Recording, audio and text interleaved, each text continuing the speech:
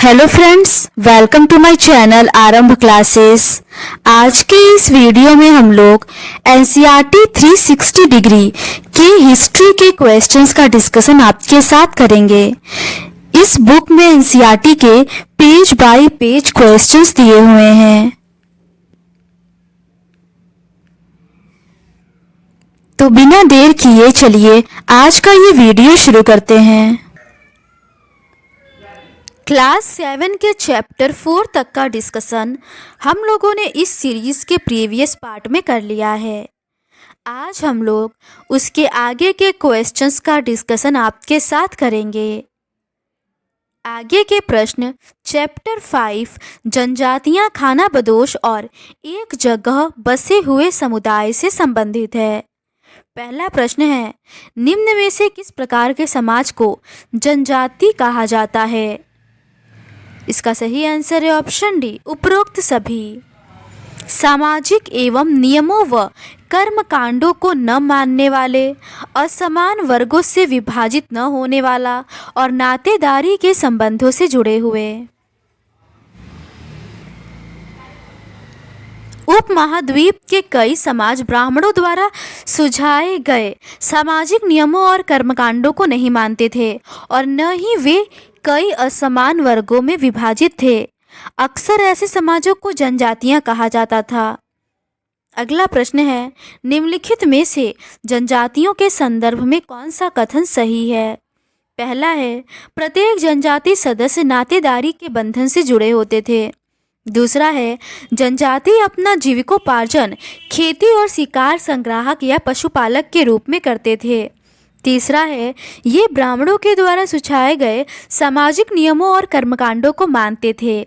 चौथा है, कुछ जनजातियां खानाबदोश थी और वे एक जगह से दूसरी जगह घूमती रहती थी।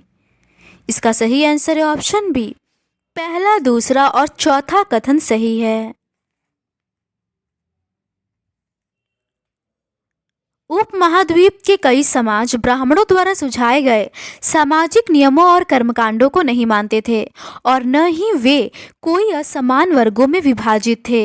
अक्सर ऐसे समाजों को जनजातियां कहा जाता रहा है। प्रत्येक जनजाति के सदस्य नातेदारी के बंधन से जुड़े होते थे। कई जनजातियां खेती से अपना जीविकोपार्जन करती थी। कुछ दूसरी जनजातियों के लोग शिकारी, संग्राहक और पशुपालक थे। प्रायः वे अपने निवास स्थान के प्राकृतिक संसाधनों का पूरा इस्तेमाल करने के लिए इन गतिविधियों का मिला जुला रूप अपनाते थे। कुछ जनजातियां खानाबदोश थी और वे एक जगह से दूसरी जगह घूमती रहती थी। जनजाति समूह संयुक्त रूप से भूमि और चारागाहों पर नियंत्रण रखते थे और अपने खुद के बनाए नियमों के आधार पर परिवारों के बीच इनका बंटवारा करते थे। अगला प्रश्न है, जनजातियां अपना जीविकोपार्जन कैसे करती थीं? इसका सही आंसर है ऑप्शन डी, इनमें से सभी, पशु पालन करके, खेती करके और शिकार करके। प्रत्येक जनजाति के सदस्य नातेदारी के बंधन से जुड़े होते थे। कई जनजातियां शिकार से अपना जीविकोपार्जन करती थी। कुछ दूसरी जनजातियों के लोग शिकारी, संग्राहक या पशुपालक थे। प्रायः वे अपने निवास स्थान के प्राकृतिक संसाधनों का पूरा इस्तेमाल करने के लिए इन गतिविधियों का मिला जुला रूप अपनाते थे। कुछ जनजातियां खानाबदोश थी और वे एक जगह से दूसरी जगह घूमती रहती थी। जनजाति समूह संयुक्त रूप से भूमि और चारागाहों पर नियंत्रण रखते थे और अपने खुद के लिए बनाए नियमों के आधार पर परिवारों के बीच इनका बंटवारा करते थे।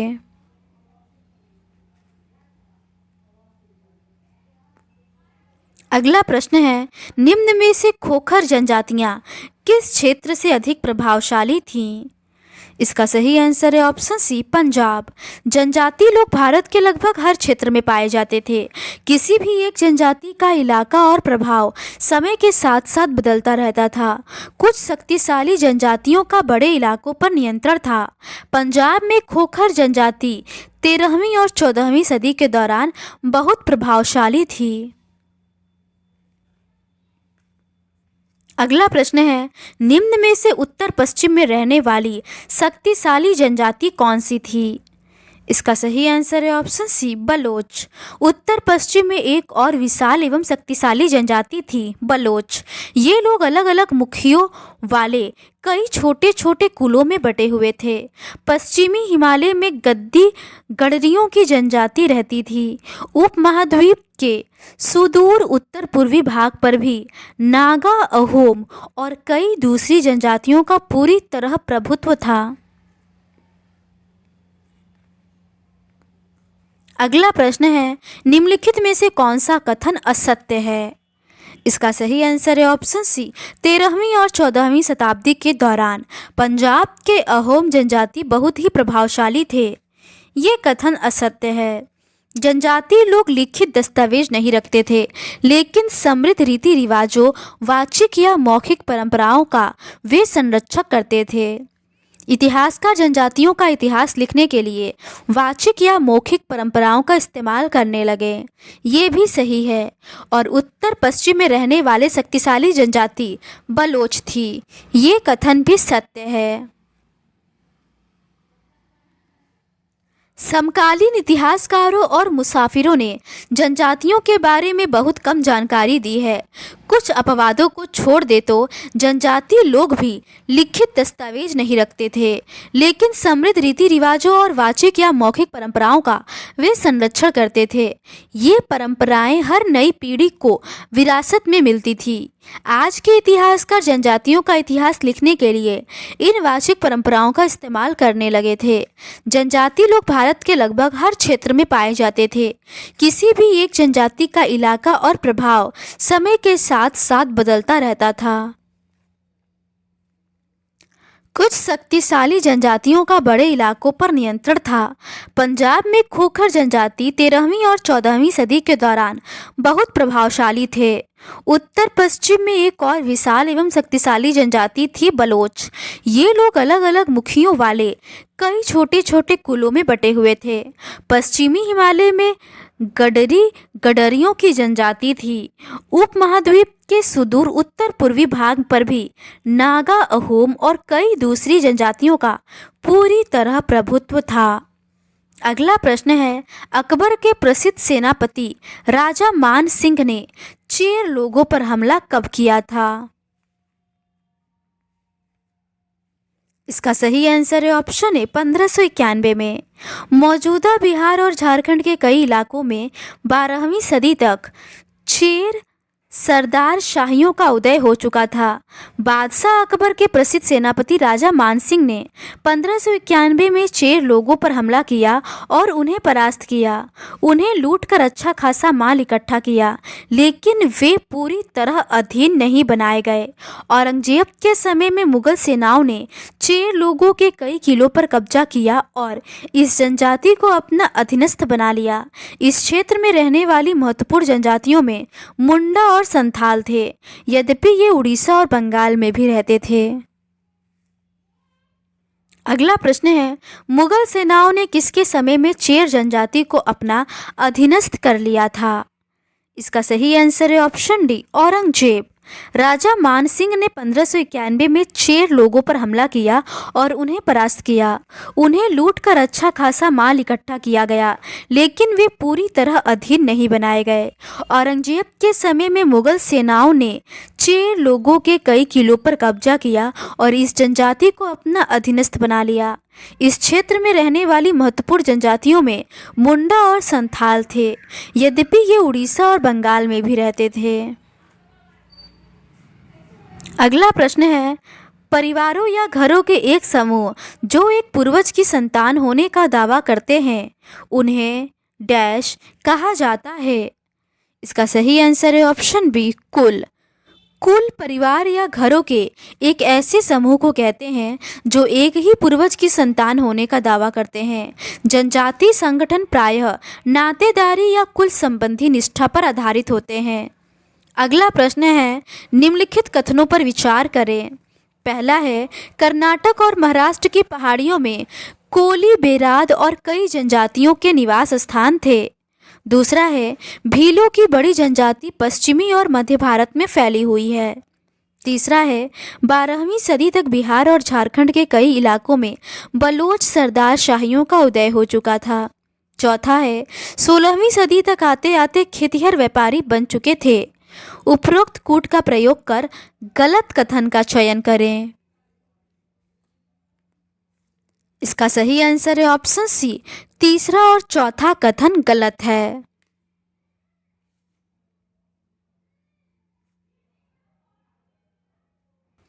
मौजूदा बिहार और झारखंड के कई इलाकों में 12वीं शताब्दी तक चेर सरदार शाहियों का उदय हो चुका था। बादशाह अकबर के प्रसिद्ध सेनापति राजा मानसिंह ने 1591 में चेर लोगों पर हमला किया और उन्हें परास्त किया। कर्नाटक और महाराष्ट्र की पहाड़ियाँ कोली, बेरात तथा कई दूसरी जनजातियों के निवास स्थान थे। कोली लोग गुजरात के कई इलाकों में भी रहते थे। कुछ और दक्षिण में कोरगा, वेतर, मारवाड़ और दूसरी जनजातियों की विशाल आबादी थी। भीलों की बड़ी जनजाति पश्चिमी और मध्य भारत में फैली हुई थी। 16वीं सदी का अंत आते आते उनमें से कई एक जगह बसे हुए खेतिहर और यहाँ तक कि जमींदार बन चुके थे। तब भी भीलों के कई कुल शिकारी संग्राहक बने रहे। मौजूदा छत्तीसगढ़, मध्य प्रदेश, महाराष्ट्र और आंध्र प्रदेश में गोंड लोग बड़ी तादाद में फैले हुए थे। अगला प्रश्न है, निम्न में से सबसे महत्वपूर्ण व्यापारी खाना बदोश कौन से थे? इसका सही आंसर है ऑप्शन बी, बंजारे। बंजारा लोग सबसे महत्वपूर्ण व्यापारी खाना बदोश थे। उनका कारवां टांडा कहलाता था। सुल्तान अलाउद्दीन खिलजी बंजारों का ही इस्तेमाल नगर के बाजारों तक अनाज की ढुलाई के लिए करते थे। बादशाह जहांगीर ने अपने संस्मरणों में लिखा है कि बंजारे विभिन्न इलाकों से अपने बैलों पर अनाज ले जाकर शहरों में बेचते थे। सैन्य अभियानों के दौरान वे मुगल सेना के लिए खाद्यान्नों की ढुलाई का काम करते थे। किसी भी विशाल सेना के लिए 1 लाख बैल अनाज ढोते होंगे। अगला प्रश्न है, बंजारों का कारवां क्या कहलाता है? इसका सही आंसर है ऑप्शन ए, टांडा। बंजारा लोग सबसे महत्वपूर्ण व्यापारी खाना बदोश थे। उनका कारवां टांडा कहलाता था। सुल्तान अलाउद्दीन खिलजी बंजारों का ही इस्तेमाल नगर के बाजारों तक अनाज की ढुलाई के लिए करते थे। अगला प्रश्न है, निम्न में से बाजारों की व्यवस्था किस सुल्तान ने करी थी? इसका सही आंसर है ऑप्शन बी, अलाउद्दीन खिलजी ने। बंजारा लोग सबसे महत्वपूर्ण व्यापारी खाना बदोश थे। उनका कारवां टांडा कहलाता था। सुल्तान अलाउद्दीन खिलजी बंजारों का ही इस्तेमाल नगर के बाजारों तक अनाज की ढुलाई के लिए करते थे। बादशाह जहांगीर ने अपने संस्मरणों में लिखा है कि बंजारे विभिन्न इलाकों से अपने बैलों पर अनाज ले जाकर शहरों में बेचते थे। सैन्य अभियानों के दौरान मुगल सेना के लिए खाद्यान्नों की ढुलाई का काम करते थे। किसी भी विशाल सेना के लिए 1 लाख बैल अनाज ढोते होंगे। अगला प्रश्न है, 17वीं सदी के आरंभ में भारत आने वाला किस अंग्रेज व्यापारी ने बंजारों का वर्णन किया था? इसका सही आंसर है ऑप्शन ए, पीटर मुंडी। 17वीं सदी के आरंभ में भारत आने वाले एक अंग्रेज व्यापारी पीटर मुंडी ने बंजारों का वर्णन किया था। अगला प्रश्न है, निम्न में से किन्हें ब्राह्मणों द्वारा जातियों के रूप में मान्यता दी गई? इसका सही आंसर है ऑप्शन डी, उपर्युक्त सभी। सुनार, लोहार और बढ़ई। जैसे जैसे अर्थव्यवस्था और समाज की जरूरतें बढ़ती गई, नए हुनर वाले लोगों की आवश्यकता पड़ी। वर्णों के भीतर छोटी छोटी जातियां उभरने लगी। उदाहरण के लिए ब्राह्मणों के बीच नई जातियां सामने आई। दूसरी ओर कई जनजातियों और सामाजिक समूहों को जाति विभाजित समाज में शामिल कर लिया गया और उन्हें जातियों का दर्जा दे दिया गया। विशेषज्ञता प्राप्त शिल्पियों, सुनार, लुहार, बढ़ई और राजमिस्त्री को भी ब्राह्मणों द्वारा जातियों के रूप में मान्यता दे दी गई। वर्ण की बजाय जाति समाज के संगठन का आधार बनी। अगला प्रश्न है, निम्नलिखित के रथकारों के लिए क्या कामकाज तय किए गए? इसका सही आंसर है ऑप्शन डी, उपर्युक्त सभी। रथों और गाड़ियों का निर्माण, मंदिरों के द्वार बनाना, मूर्तियां स्थापित करना। वे रथकारों की सामाजिक स्थिति पर विचार विमर्श कर रहे थे। उन्होंने इस जाति के कामकाज तय किए जिसमें वास्तुकला, रथों और गाड़ियों का निर्माण, मंदिर द्वार बनाना, मूर्तियां स्थापित करना, बलि के लिए लकड़ियों से बने साज सामान तैयार करना, मंडप बनाना और राजा के लिए जेवर बनाना शामिल थे। अगला प्रश्न है, निम्नलिखित में से कथनों पर विचार करें। पहला है, गोंड लोग गोंडवाना नामक विशाल वन प्रदेश में रहते थे। दूसरा है, ये लोग स्थानांतरित कृषि अर्थात जगह बदल बदल कर खेती करते थे। तीसरा है, गोंड जनजाति छोटे छोटे कुलों में बटी हुई थी। चौथा है, दिल्ली में कमजोर शासन के फलस्वरूप कुछ छोटे गोंड जनजाति बड़े गोंड सरदारों पर हावी होने लगे। कूट का प्रयोग कर सही कथन को चुने। इसका सही आंसर है ऑप्शन डी, पहला, दूसरा और तीसरा कथन सही है। गोंड लोग गोंडवाना नामक विशाल वन प्रदेश में रहते थे। वे स्थानांतरी कृषि अर्थात जगह बदल बदल कर खेती करते थे। विशाल गोंड जनजाति कई छोटे छोटे कुलों में भी बटी हुई थी। प्रत्येक कुल का अपना राजा या राय होता था। जिस समय दिल्ली के सुल्तानों की ताकत घट रही थी, उसी समय कुछ बड़े गोंड राज्य छोटे गोंड सरदारों पर हावी होने लगे थे। अकबर के शासनकाल के एक इतिहास अकबरनामा में उल्लिखित है कि गढ़ कटंगा के गोंड राज्य में 70,000 गांव थे। अगला प्रश्न है, 84 का विभाजन कैसे होता था? इसका सही आंसर है ऑप्शन बी, बरहोतों में। 84 का उपविभाजन बरहोतों में होता था, जो 12-12 गांवों को मिलाकर बनते थे। अगला प्रश्न है, निम्नलिखित में से संग्राम सिंह की उपाधि किसने धारण की? इसका सही आंसर है अमन दास। बड़े राज्यों के उदय ने गोंड समाज के चरित्र को बदल डाला। उनका मूलतः बराबरी वाला समाज धीरे धीरे असमान सामाजिक वर्गों में विभाजित हो गया। ब्राह्मण लोगों ने गोंड राजाओं से अनुदान में भूमि प्राप्त की और अधिक प्रभावशाली बन गए। गोंड सरदारों को अब राजपूतों के रूप में मान्यता प्राप्त करने की चाहत हुई। इसीलिए गढ़ कटंगा के गोंड राजा अमन दास ने संग्राम शाह की उपाधि धारण की। उनके पुत्र दलपत ने महोबा के चंदेल राजपूत राजा साल बाहन की पुत्री राजकुमारी दुर्गावती से विवाह किया। अगला प्रश्न है, निम्नलिखित में से कौन सा कथन असत्य है? पहला है, ब्राह्मण लोगों ने गोंड राजाओं से अनुदान से भूमि प्राप्त की और अधिक प्रभावशाली बन गए। दूसरा है, गढ़ कटंगा के गोंड राजा अमन दास ने संग्राम शाह की उपाधि धारण की। तीसरा है, संग्राम शाह के बेटे दलपत ने महोबा के चंदेल राजपूत राजा सातवाहन की पुत्री राजकुमारी दुर्गावती से विवाह किया। चौथा है, रानी दुर्गावती ने अपने पति के नाम पर शासन की कमान संभाली। इसका सही आंसर है ऑप्शन सी, केवल चौथा कथन असत्य है।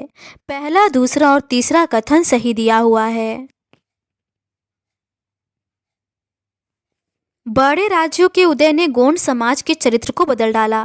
उनका मूलतः बराबरी वाला समाज धीरे धीरे असमान सामाजिक वर्गों में विभाजित हो गया।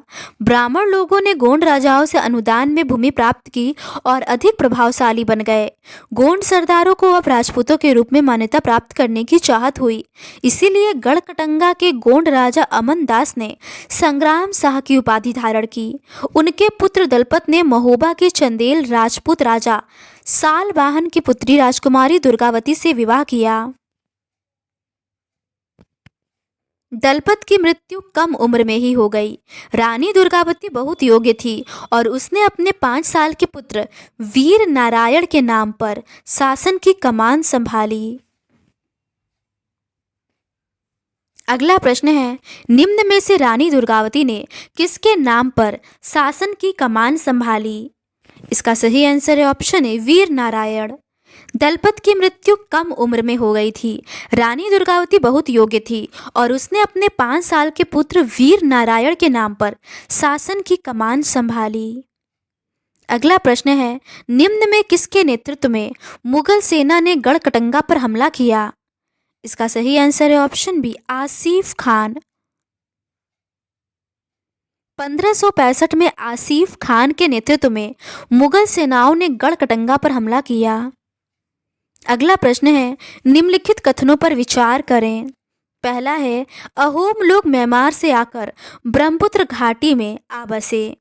दूसरा है, उन्होंने भूइया लोगों की पुरानी राजनीतिक व्यवस्था का दमन करके नए राज्य की स्थापना की।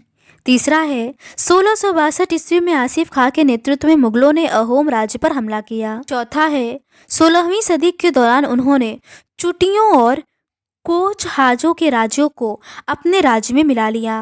कूट का प्रयोग कर सही कथन का चयन करें। इसका सही आंसर है ऑप्शन सी, पहला, दूसरा और चौथा सही है, तीसरा गलत है। अहोम लोग मौजूदा म्यांमार से आकर 13वीं सदी में ब्रह्मपुत्र घाटी में आ बसे। उन्होंने भूइयां लोगों की पुरानी राजनीतिक व्यवस्था का दमन करके नए राज्य की स्थापना की।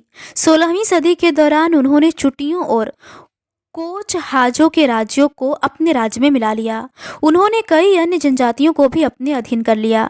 अहोमों ने एक बड़ा राज्य बनाया और इसके लिए 1530 के दशक में ही इतने वर्षों पहले आग्नेय अस्त्रों का इस्तेमाल किया। 1660 तक आते आते वे उच्च स्तरीय बारूद और तोपों का निर्माण करने में सक्षम हो गए, लेकिन अहोम लोगों को दक्षिण पश्चिम से कई आक्रमणों का सामना करना पड़ा। 1662 में मीर जुमला के नेतृत्व में मुगलों ने अहोम राज्य पर हमला किया। बहादुरी से सामना करने के बावजूद अहोम लोगों की पराजय हुई, लेकिन उस क्षेत्र पर मुगलों का प्रत्यक्ष नियंत्रण ज़्यादा समय तक बना नहीं रह सका। अगला प्रश्न है, निम्न में किसके नेतृत्व में मुगल सेना ने अहोम राज्य पर हमला किया? इसका सही आंसर है ऑप्शन ए, मीर जुमला। 1662 में मीर जुमला के नेतृत्व में मुगलों ने अहोम राज्य पर हमला किया। बहादुरी से सामना करने के बावजूद अहोम लोगों की पराजय हुई, लेकिन उस क्षेत्र पर मुगलों का प्रत्यक्ष नियंत्रण ज़्यादा समय तक बना नहीं रह सका। अगला प्रश्न है, किस जनजाति समूह ने असम में शक्तिशाली राज्य स्थापित किया? इसका सही आंसर है ऑप्शन सी, अहोम। अहोम लोग मौजूदा म्यांमार से आकर 13वीं सदी में ब्रह्मपुत्र घाटी में आ बसे। उन्होंने भूइयां लोगों की पुरानी राजनीतिक व्यवस्था का दमन करके नए राज्य की स्थापना की। 16वीं सदी के दौरान उन्होंने चुटियों और कोचहाजों के राज्यों को अपने राज्य में मिला लिया। उन्होंने कई अन्य जनजातियों को भी अपने अधीन कर लिया। अगला प्रश्न है, अहोम राज्य के लिए जिन लोगों से जबरन काम लिया जाता था वे क्या कहलाते थे? इसका सही आंसर है ऑप्शन सी, पाइक। अहोम राज्य बेगार पर निर्भर था। राज्य के लिए जिन लोगों से जबरन काम लिया जाता था वे पाइक कहलाते थे। अहोम राज्य में एक जनगणना की गई।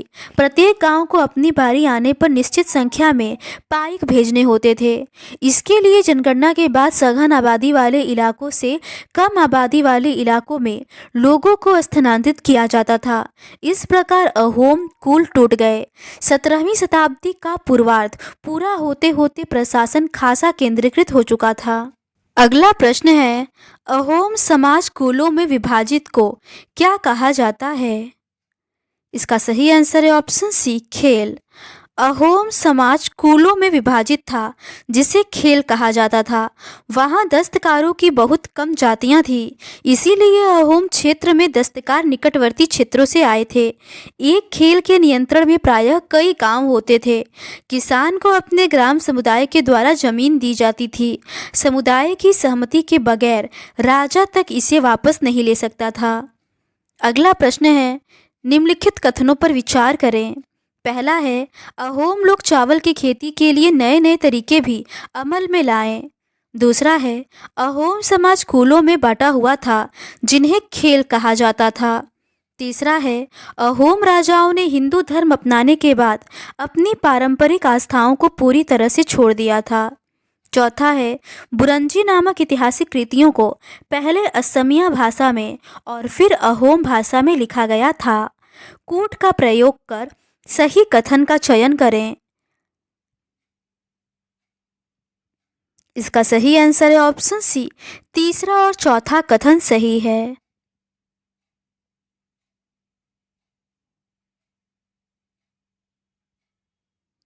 लगभग सभी वयस्क पुरुष युद्ध के दौरान सेना में अपनी सेवाएं प्रदान करते थे। दूसरे समय में वे बांध, सिंचाई व्यवस्था इत्यादि के निर्माण या अन्य सार्वजनिक कार्यों में जुटे थे। अहोम लोग चावल की खेती के नए तरीके भी अमल में लाए। अहोम समाज कुलों में विभाजित था, जिन्हें खेल कहा जाता था।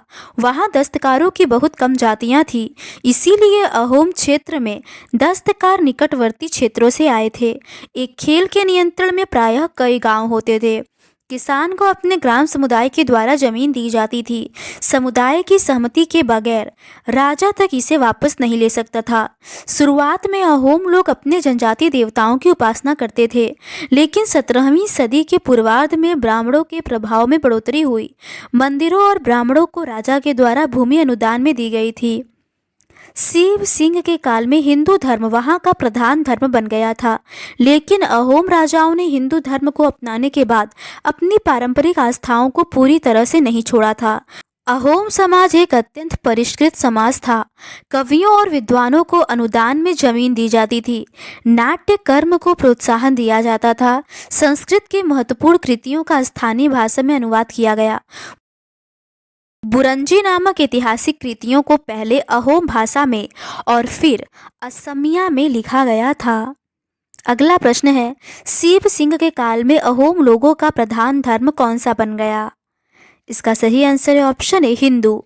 शुरुआत में अहोम लोग अपने जनजातीय देवताओं की उपासना करते थे, लेकिन 17वीं सदी के पूर्वार्ध में ब्राह्मणों के प्रभाव में बढ़ोतरी हुई। मंदिरों और ब्राह्मणों को राजा के द्वारा भूमि अनुदान में दी गई। शिव सिंह के काल में हिंदू धर्म वहां का प्रधान धर्म बन गया था, लेकिन अहोम राजाओं ने हिंदू धर्म को अपनाने के बाद अपनी पारंपरिक आस्थाओं को पूरी तरह से नहीं छोड़ा था।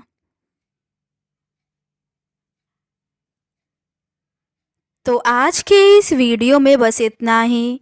इस सीरीज के नेक्स्ट पार्ट में हम लोग चैप्टर 6 ईश्वर से अनुराग से संबंधित प्रश्नों का डिस्कशन आपके साथ करेंगे। अगर आपको ये सीरीज पसंद आती है तो please do subscribe to my channel and like this video. Thank you.